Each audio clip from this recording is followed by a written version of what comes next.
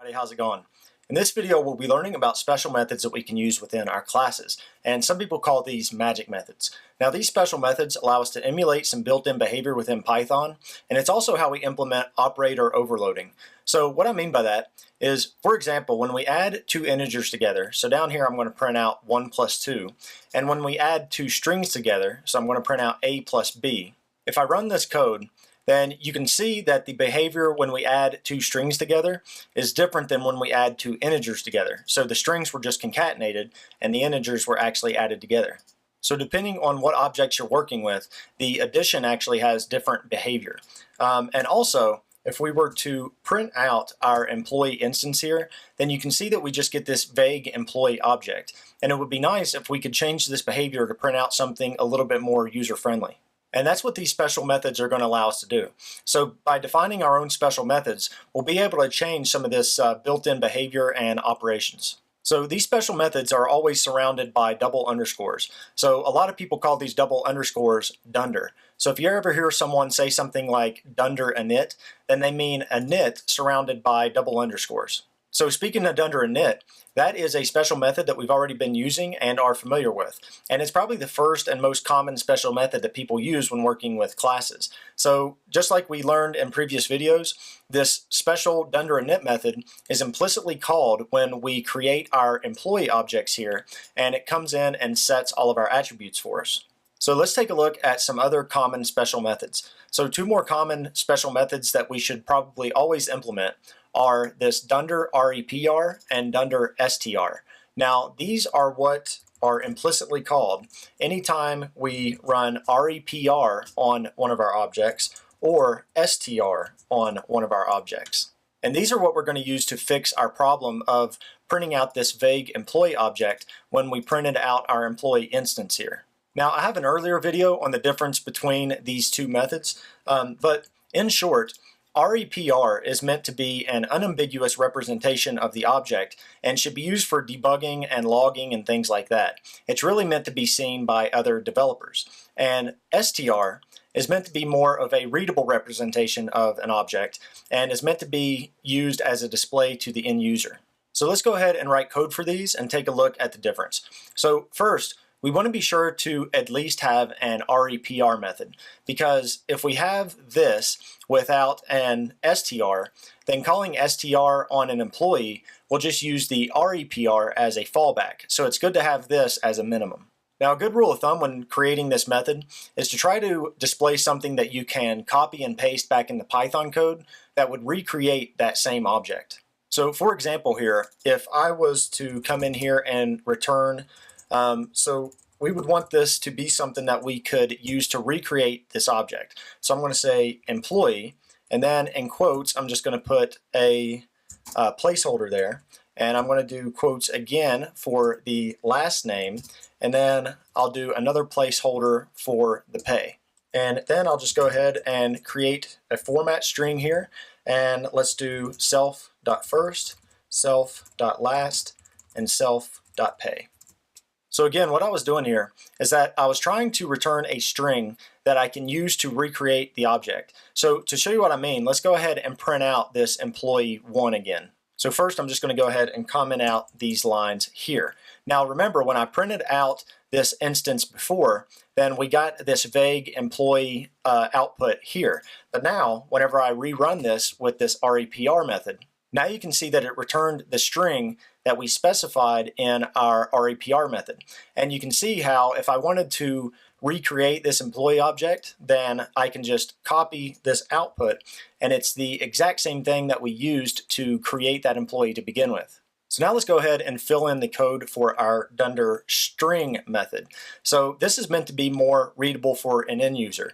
So this is a little bit more arbitrary, but to print out this employee, let's see, I'll just say something like, I'll do a return, and I'll do a placeholder for their full name and a placeholder for their email, and then I'll just go ahead and pass those in. So I'll do self.fullname, and then I'll also do self.email.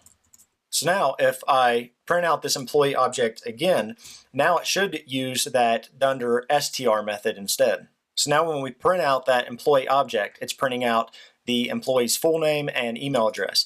Now we can still access the REPR and the STR specifically if I was to go in here and print both of these out. And then let me go ahead and close those off, and I'll comment out that. Now really when we run this REPR and STR, what's actually going on in the background is that it's directly calling those special methods. So let me go ahead and copy these out. And instead, it's actually calling this double underscore REPR. And then if I go ahead and grab this, then I'll also print out the STR.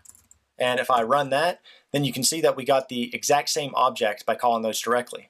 So these two special methods allow us to change how our objects are printed and displayed.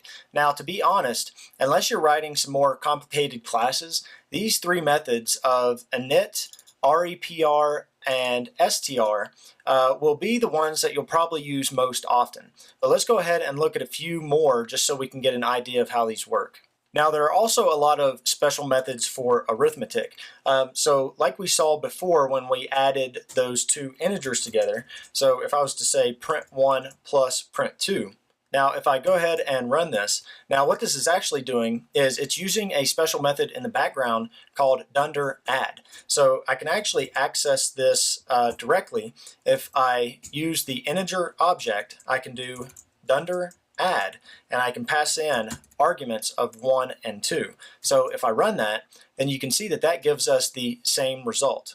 And strings are actually using their own Dunder add method. So if I use a string object and do a Dunder add and pass in a character of A and a character of B and run that, then you can see that the strings Dunder add actually concats those together. So we can actually customize how addition works for our objects by creating that Dunder add method. So let's say that with our employee class, we wanted to be able to calculate total salaries just by adding employees together.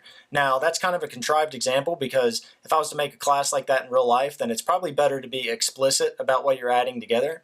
But just for the sake of this example, let's go ahead and see how we do this. And we'll look at some better real-world examples from the standard library here in just a minute. So if I wanted to add two employees together and have the result be their combined salaries, then we're going to have to create a Dunder add method. So I'll go ahead and do that.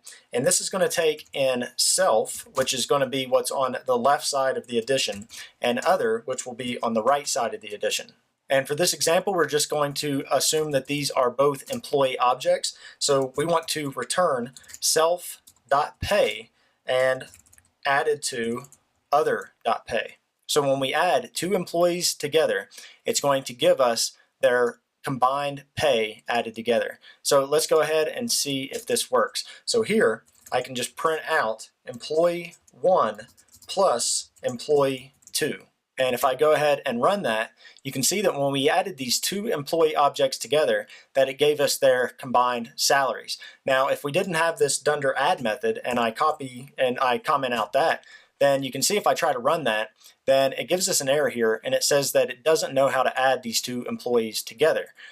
So if we put that back in, then we are telling it how we want to add these employees together. So if I run that, then you can see that that works. Now there are all kinds of these special methods for arithmetic, and if I go to the documentation here, you can see that there are special methods for subtracting, multiplying, dividing, and plenty of others. So let's go ahead and run through one more example here before we look at some of these real-world examples in the standard library.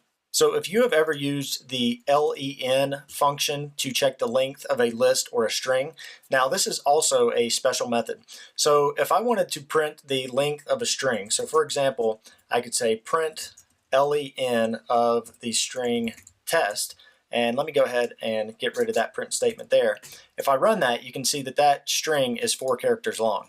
Now this is also just using a special Dunder method in the background. So if instead I was to print test, and on that string object, I could actually specifically run that Dunder length method.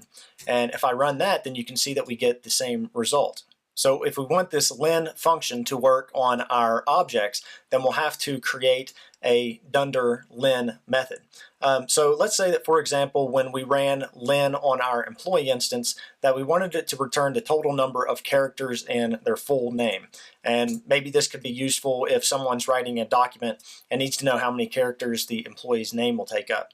So I can create this Dunder len method just by saying def Dunder len, and this is only going to take in self. And now for this, I just want to return the length of self dot full name.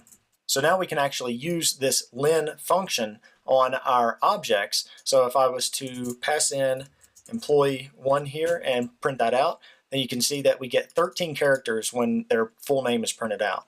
Now there are a ton of other special methods that we could go over. So you can use these to customize how objects are compared, how they check for equality, and a lot of other useful stuff that we're not going to be able to fit into one video. But if you go to the documentation, then you can see a short description of all the ones that you can use, and I'll put a link to that page in the description section below.